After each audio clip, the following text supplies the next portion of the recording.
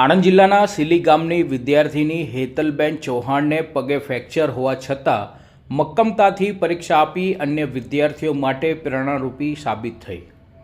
આજથી શરૂ થતી ધોરણ 12ની સામાન્ય પ્રવાહ પરીક્ષામાં સિલી ગામની વિદ્યાર્થીનીએ તેના પગે ફ્રેક્ચર હોવા છતાં ઓડ હાઈસ્કૂલ ખાતે પરીક્ષા કેન્દ્ર ઉપર જઈ પરીક્ષા આપી। સિલી ગામની સિદ્ધનાથ વિદ્યાલય ધોરણ 12માં અભ્યાસ કરતી વિદ્યાર્થીની હેતલબેન ચૌહાણને પરીક્ષા શરૂ થયાના થોડા દિવસો પહેલાં જ અકસ્માત થયાની તેના જમણા પગે ફ્રેક્ચર થતાં પાટો બાંધવામાં આવ્યો હતો। તેમ છતાં આ વિદ્યાર્થીનીએ આજે શરૂ થયેલી ધોરણ 12ની પરીક્ષામાં હિંમતભેર પરીક્ષા કેન્દ્ર ખાતે જઈને પરીક્ષા આપી।